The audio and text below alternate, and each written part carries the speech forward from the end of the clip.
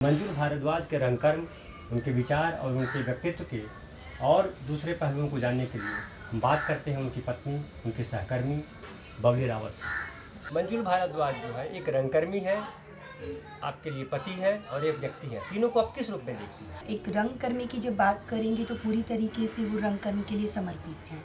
उनसे आप दिनों, घंटों, महीनों भी अगर कहोगे रंगकर्म में बात करने के लिए तो वो बिल्कुल भी बोर नहीं होंगे। तो उन्होंने अपना पूरा जीवन ही रंगकर्म को समर्पित किया है।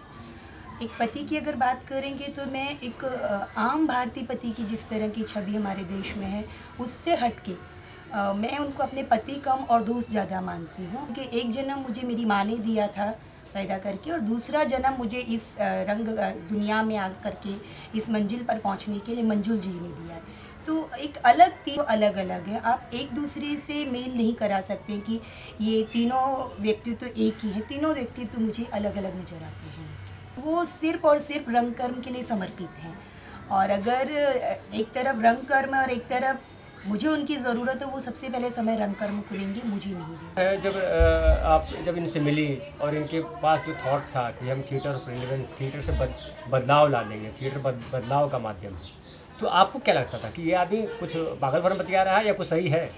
मैं बहुत दूर भागती थी मंजुल जी से जब वो आते थे। इवन मुझे कई बार उन्होंने अपने नाटक में काम करने के लिए जब कहा तो मैं मना करती थी, क्योंकि मुझे लगता था कि ये इंसान बहुत ज़्यादा, अगर मैं एक शब्द कहूँगी जो मैं उस वक्त यूज़ करती थी कि बहुत ज़्यादा बोर करते हैं। जब देखो वही बातें मनोरंजित करना और निकल आना, ये बदलने की बात कर रहे हैं कि नहीं चेंज होगा, आप में क्या चेंज हो रहा, ये सब बहुत ही बोरियत लगता था। मंजुल भारद्वाज का थिएटर ऑफ रेलेवेंस जो विचार है ये विदेश तक गया है, तो विदेशों में इसको किस तरह से तारीफ मिली है? क्या महसूस करते हैं विदेश के लोग? तो ये सबसे बड़ी बात तो जब हम ये कहते थे कि हम बिना किसी सपोर्ट के ये काम कर रहे हैं, तो उस वक्त लोगों के मन में बहुत जिज्ञासा रहती थी कि बिना पैसे के, बिना किसी फंडिंग एजेंसी के सपोर्ट के आप ये काम कैसे कर रहे हैं। तो उस वक्त मंजुल जी यही कहते थे कि मैं जो अर्न करता हूँ, मैं जो बाहर काम करता हूँ, जो ट्रेनिंग लोगों को देता हूँ थिएटर ऑफ रिलेवेंस की, वहाँ से मैं जो अर्न करता हूँ उसका 50% मैं अपने थिएटर ऑफ रिलेवेंस में देता हूँ और यहाँ से मैं इसको चला रहा हूँ। तो वो लोगों के लिए बहुत ही ताज्जुब रहता था। कई बार लोगों ने ऑफ़र भी किया कि हम आपके प्रोजेक्ट को मदद करना चाहेंगे अगर आप प्रोजेक्ट लेना चाहते हैं। तो मंजुल जी ने कहा कि बिल्कुल नहीं, हम जिस तरीके से काम कर रहे हैं, हाँ आप इंडिविजुअल अगर किसी बच्चे, अगर जैसे बच्चों का प्रोजेक्ट है, इंडिविजुअल अगर आप अगर हेल्प करना चाहें तो आप कर सकते हैं, लेकिन हम जिस तरीके से काम कर रहे हैं उसी तरीके से काम करते रहेंगे। लोगों को बहुत यूनिक लगता था कि बच्चे काम छोड़ करके स्कूल में जा रहे हैं बिना किसी पैसे के। लोग कहते हैं कि बच्चों को, पेरेंट्स को आप पैसे से मदद कर रहे हैं, बच्चों को आप खाना देते हैं क्या, बच्चों को आप कपड़े देते हैं। तो हमने कहा कि बिल्कुल भी हम कोई चैरिटी नहीं करते हैं, हमने उनमें बदलाव दिया है और उस बदलाव के माध्यम से ही हमारे बच्चे स्कूल में जा रहे हैं। बड़े जो रंगकर्मी हैं, बड़े बड़े रंगकर्मी हैं देश में, मठाधीश जिसको कह सकते हैं रंगकर्म का, उनका भी मानना है कि थिएटर से घर नहीं चलाया जा सकता। मंजुल जी का घर कैसे चल रहा है? रंगकर्म से ही घर चल रहा है और ऐसे नहीं कि आर्थिक दिक्कतें हमें नहीं आई, हमें भी बहुत सारी आर्थिक दिक्कतें आई हैं। एक बार का अनुभव तो ये है जब हम उस वक्त किराए के घर में रहते थे और हमारा सामान घर मालिक ने घर से बाहर निकाल दिया था। वो सोसाइटी में पड़ा था और रूमा सेन गुप्ता करके जो हैं उन्होंने हमारा वो सामान, हम परफॉर्म कर रहे हैं और वो हमारे लिए घर ढूंढ करके हमारा सामान शिफ्ट कर रही थी। तो ऐसी तंगी के दौर में भी कभी मन में ये ख्याल नहीं आया कि नहीं मंजुल जी को कोई दूसरा काम करना चाहिए। इवन मुझे भी जहाँ तक याद है कि मैंने कभी भी मंजुल जी को ये नहीं कहा कि देखो लोगों के घर में ये है क्योंकि वो ये काम कर रहे हैं, आप रंगकर्म से जुड़े हुए हैं इसके लिए हमारे घर में ऐसा है। बिल्कुल नहीं, मंजुल जी ने इस बात को बिल्कुल सच साबित किया है कि जो लोग कह रहे हैं वो झूठ है। रंगकर्म से रोजी रोटी नहीं बल्कि अच्छी तरीके से रोजी रोटी कमाई जा सकती है। बबली जी, जब आप रंग आंदोलन के दौरान जब आप गरीब बस्तियों में गई, गंदी बस्तियों में गई, जहाँ अनपढ़ लोग थे, जहाँ लोगों का एक जीवन जीने का अपना एक रूढ़ी तरीका था, वहाँ गए तो वहाँ क्या प्रॉब्लम फेस करें, कितनी परेशानी आई आपको? बहुत सारी परेशानी आई। सबसे पहली बात तो ये कि एजुकेशन क्या है यही उनको पता नहीं था कि क्यों आप हमारे पास आ रहे हैं। हम एक अपनी ज़िंदगी रूटीन जी रहे हैं, सुबह काम पे जाते हैं, शाम को आते हैं, जो भी बस्ती का जो माहौल था उसमें बहुत ही ज़्यादा डिफ़िकल्टी हुई कि क्यों आपके बच्चों को पढ़ना चाहिए। ख़ास करके हम जब मेरा बचपन नाटक के बाद हमने बच्चों का स्कूल में एडमिशन करना शुरू किया, काम किया, तो पेरेंट्स यही कहते थे कि मालिक जो है इसको काम से निकालेगा और इसकी जगह पे किसी और को काम पे रखेगा। तो वो सोच बदलने की बात कि किस तरीके से आपके बच्चे ने स्कूल जाना चाहिए, एजुकेशन कितनी ज़रूरी है, एजुकेशन के मामले में बहुत ज़्यादा प्रॉब्लम्स हुई। बाकी तो ऐसी कोई बात नहीं थी कि जहाँ पर लोगों ने हमें ये कहा कि नहीं आप हमारी बस्ती में मत आइए और यहाँ पे काम मत कीजिए।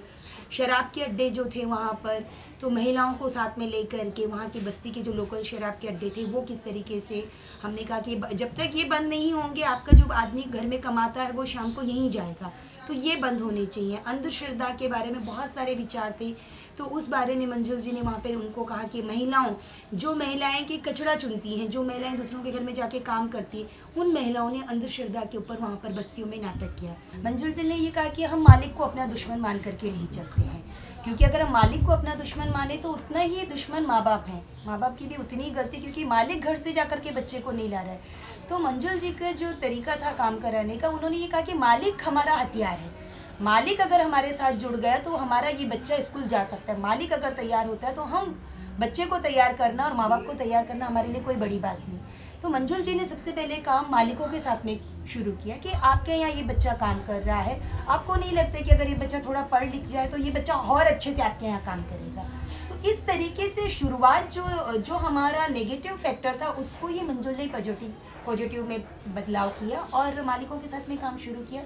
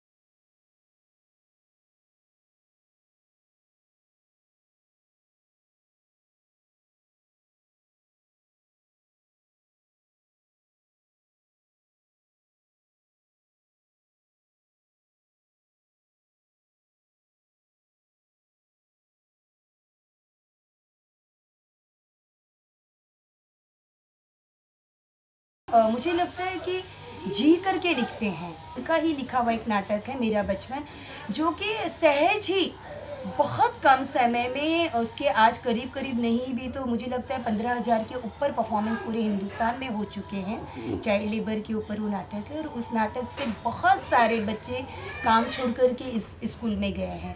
तो वैसे उसी तरीके का जब मैं औरत हूँ नाटक जो उनका है, जब उन्होंने वो नाटक लिखा था और एक रात में ही उन्होंने वो नाटक लिखा था जाग कर के, बहुत कम समय उस वक्त उनके पास था और मुझे वो नाटक परफॉर्म करना था। वो नाटक मैंने पहली बार परफॉर्म किया था, उस वक्त किरण बेदी के सामने मैंने वो नाटक परफॉर्म किया था क्योंकि मैं उनको अपना आइडियल मानती थी।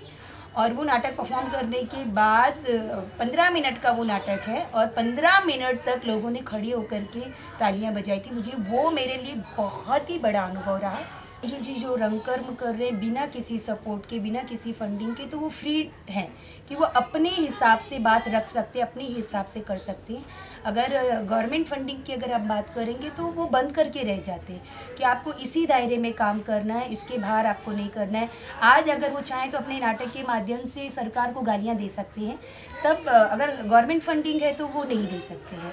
और मुझे लगता है कि रंग कर्म करने के लिए फंडिंग की ज़रूरत नहीं है। मंजुल जी ने ये साबित किया है कि हमारे घर में जो 2 वक्त दाल रोटी बनती है, हमारे घर में जो सुख सुविधाएं के जो चीज़ें हैं, वो सिर्फ और सिर्फ रंग कर्म के द्वारा आया है। बहुत सारे रंगकर्मी ये कहते हैं, बड़े बड़े रंगकर्मी ये कहते हैं कि हिंदी रंगकर्म करने वालों के घर में दाल रोटी नहीं बनती है, लोग भूखे मर रहे हैं। मुझे लगता है ये मंजुल जी ने साबित किया कि ये सारी बातें झूठे। रंगकर्म में आप अपने परिवार को चला सकते हैं।